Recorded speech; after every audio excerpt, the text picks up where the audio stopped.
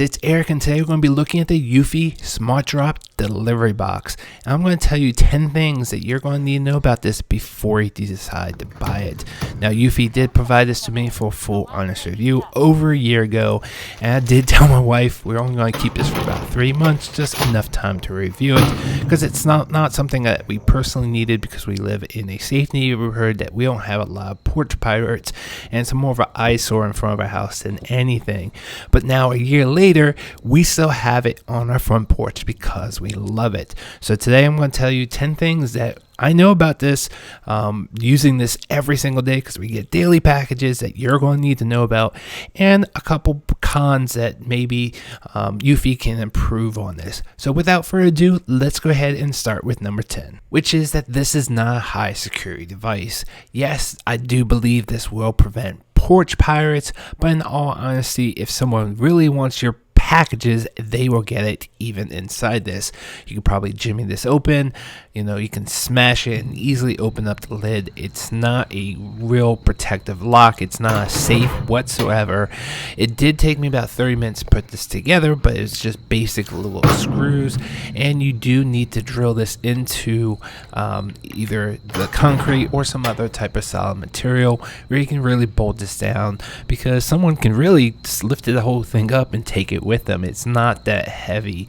So this is more of a assumption that it is a high security device. It's more of a deterrent, more of an invisibility where they can't see what has just been delivered, or if there's something inside that, they might open up and find nothing. So it's more of a deterrent rather than a high security device. Next, you want to make sure you notify delivery companies and give them instructions on how to use this.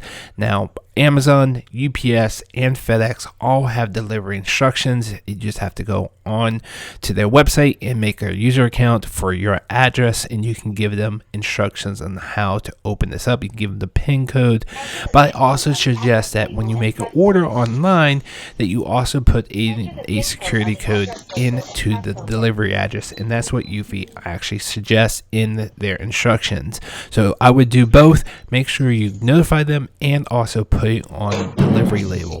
And this leads into number 8, is when you do notify them, unfortunately the PIN code that is generated inside the Eufy app cannot be customized. You have to generate it and assign it to a delivery company, but you cannot customize it. Yes, you can customize the master PIN, but if you wanted a delivery code specifically for for FedEx and maybe a simple one for Amazon, unfortunately you cannot do that. You have to take the code that Eufy gives you. And this leads into number 6, is that there's 3 different types of ways that you can set this up for the code. One is that there is no code at all, which I don't recommend, but what this is every single time that someone hits open, it's going to open even if there's packages inside. The second type of way to do this is what I use and what Eufy recommends, is that the first time that someone uses this and the box is empty, there's no packages inside, someone hits the open button, it's going to open up automatically. But as soon as there's a package in there, the second delivery driver will have to enter a code to be able to get in there. And then when you reset it with the master code, it's going to start all over again. Third option, which I guess you could use if you want to, and that requires a PIN code from the get-go and every single time. So every single driver has to use a PIN code, otherwise they cannot get in there. And this leads into number 5, is that 50% of the delivery drivers won't even attempt to use this, even though they have instructions, they have a code right there on the label.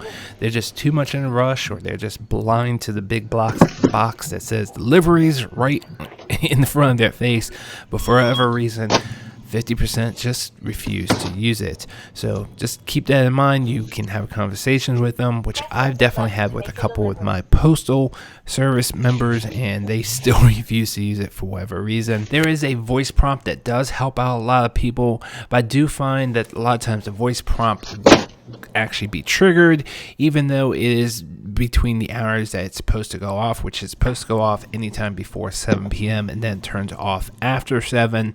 But for some reason it didn't pick up the motion, or something didn't work and it didn't trigger them. Also gives them a voice prompt to close the lid after they've opened it, but it actually doesn't get triggered for probably about 15 to 20 seconds of it being opened, which is too long.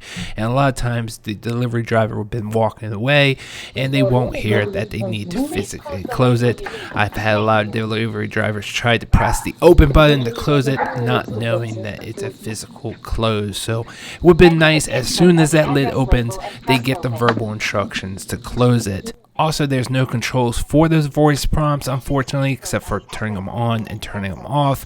A lot of times I'm just be sitting out there on my front porch and I'll be triggering that motion, and it just gets annoying that the box keeps talking to me thinking that I'm a delivery driver. So I would like to be able to temporarily turn those off, but unfortunately there's no way to do that. And now at number 3, the 1080p camera and two-way audio is nice to have, but in all honesty, I think the camera is too low. Kind of have this angle looking at someone's belly and crotch area all the time, unless they're a little bit further away. You do have the two-way audio where you can talk to them, which is nice, but by the time they usually open it and you get notification, it's already a few seconds in, and a lot of times they're gone, so it doesn't always help out.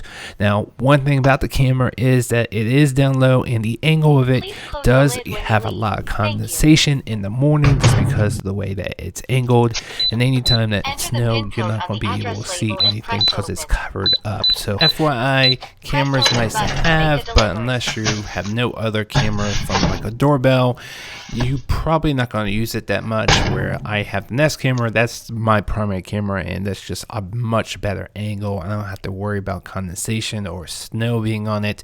It is nice having that camera being inside the Eufy app and being able to open up the lid by hitting the open button inside the app if someone happens to have trouble. But be honest, the camera does need some improvement. I'm not quite sure how they can improve it. Just it's the wrong angle, wrong location. But it's nice to have if you have no other camera available. And now at number 2, like I said, I've had this for over a year, so I've been through all 4 seasons, and I do live outside of DC, so I get highs of 100 in the summer, and I get cold winters with freezing rain and snow, so I get a good mixture. And I did have some trouble in the wintertime where the lock first had issues opening. Even though someone hit the open button, it would just get stuck. I did have to adjust the top a little bit. I kind of had to bend it back into position because I guess the winter cold kind of flexed it a little bit. But once I did that, I had no more issues into the summer, except for when it snowed and it had freezing rain. It is where I have it located is not protected, and obviously snow on top and freezing rain will lock it down and will lock the buttons down, so no one will be able to use it. And the last thing that you need to know is about the battery life. I got about a 2-month use out of it, no matter what setting I had the video quality and the power management on. It all depends on how often someone's in front of it and, triggering that motion and notifications and how many times it opens and closes. So you're going to get different results. But on average, I get about 2 months use out of the battery. So I do recommend that you pick up an AC adapter. That way you get constant power and you don't have to worry about it. And when it came to the video storage, there are now 2 options. You can do the cloud recording. Unfortunately, you have to pay additional fees for that. But if you have a home base 2, you can record directly to that. So I have a couple other Eufy devices with the home base 2. So I just connected to that and I record locally right to the home base 2. So overall, I give this a 2 thumbs up. Yes, there are some things that might not suit you personally, depending on where you're going to put this, where you live, your situation. But ideally, it's a great product to have if you're worried about porch pirates. But like I said, this is not a high security device. It's more of a deterrent. But overall, after a year, my wife and I both love this, and we actually decided to keep it a little bit longer. I can't promise I'll have it forever, but thus far, it has been great. Hope this video was helpful. I will see you guys on the next one. Thanks for watching. Oh, that's so cool. That is so cool. I just put a delivery in a box. That's so cool.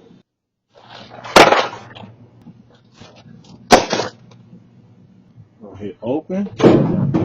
Now that's pretty damn dope. Open button to make a delivery. Okay, I sure will.